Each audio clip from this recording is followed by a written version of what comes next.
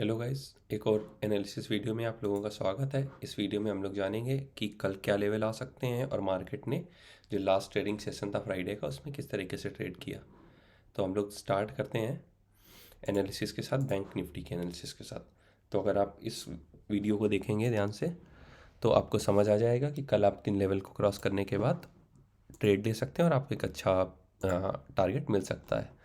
याद रहे, हमारे सारे जो ट्रेड्स होंगे वो रिस्क टू रिवॉर्ड रेशियो के साथ रहेंगे और एक स्ट्रिक्ट स्टॉप लॉस के साथ फॉलो करना है, क्योंकि मार्केट अब हाई लेवल पे ट्रेड कर रहा है। अगर कोई भी निगेटिव न्यूज़ आती है तो ये बहुत तेज़ नीचे फॉल हो सकता है। तो हम लोग पहले वन डे कैंडल लगाते हैं और देखते हैं इसने क्या किया है। तो इसने जो क्लोजिंग दी है वो पिछले दिन से सिर्फ 36 पॉइंट ऊपर की क्लोजिंग दी है। ये गैप अप ओपन हुआ, वहाँ से थोड़ा सा ऊपर जाके इसने फिर नीचे के लेवल टेस्ट किया और लास्ट के आवर्स में आके इसने एक अच्छे लेवल पे आके क्लोजिंग दे दी है, जो कि कल की क्लोजिंग से ऊपर है। सो ये एक पॉजिटिव साइन है। तो हम लोग देखते हैं छोटे टाइम फ्रेम में हम लोग इसको कब ट्रेड कर सकते हैं, कहाँ ट्रेड कर सकते हैं। तो अगर आप इस चार्ट को ध्यान से देखें, मार्केट ओपन हुआ, नीचे आया, उसने कल की क्लोजिंग के आसपास आया, उधर से सपोर्ट लिया, फिर ऊपर गया, एक नया हाई लगाया, वहाँ पे एक निगेटिव कैंडल बनी जिसका लो ब्रेक करने के बाद एक इसने अच्छा मूव दिया और प्राइस एक्शन के साथ फिर नीचे गिर गया।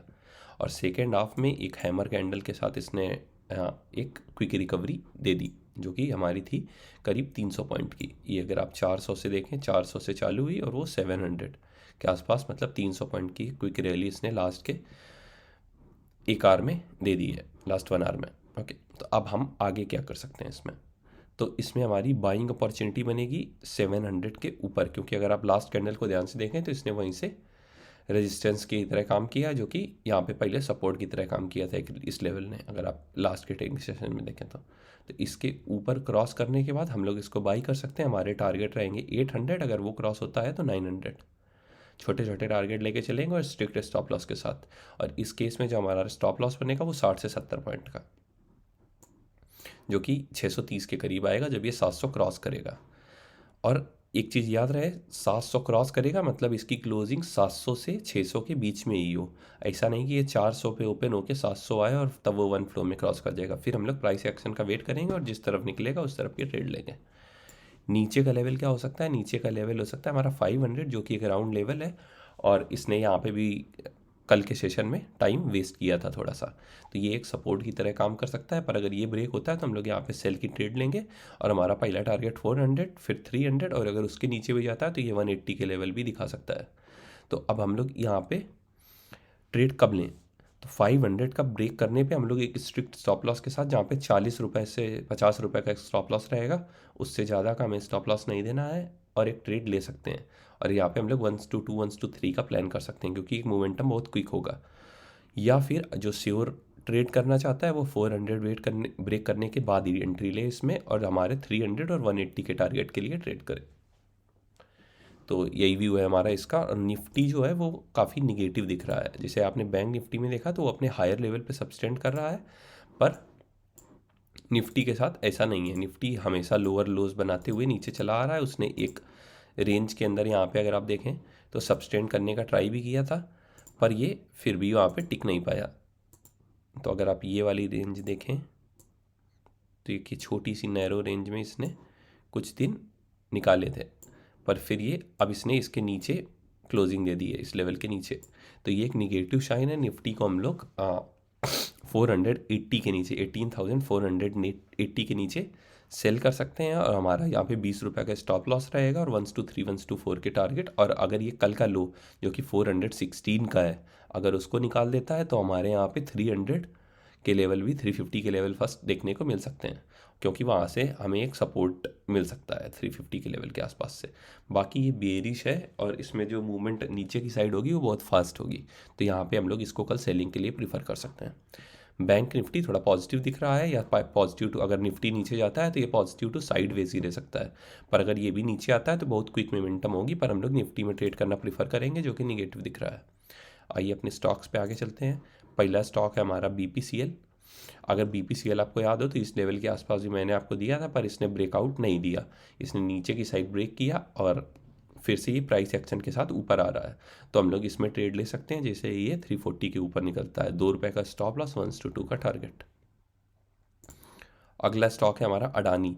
अडानी को हम लोग पहले भी सेलिंग के लिए प्लान कर चुके हैं जब इसने ये हैमर बनाया था, पर ये हमारे लेवल के नीचे नहीं निकला। अब इसने दोबारा उस तरीके की सेम तरीके की कैंडल बनाई हुई है और मार्केट भी निगेटिव दिख रहा है। तो अगर कल जाके ये हमारे लेवल्स को निकालता है जो कि रहेंगे हमारे 884-85 के नीचे अगर ट्रेड करना चालू करता है तो हम लोग 4 से 5 रुपए का स्टॉप लॉस डाल के इसमें 1 to 2 के टारगेट के लिए इसको ले सकते हैं। फिर अगला स्टॉक है हमारा श्री राम ट्रांसपोर्ट। अगर इसमें क्या होता है, हमारा ये बाइंग के लिए अगर आप देखो तो इसने डबल टॉप का पैटर्न बनाया और ऊपर बाई करने के लिए तैयार हो रहा है।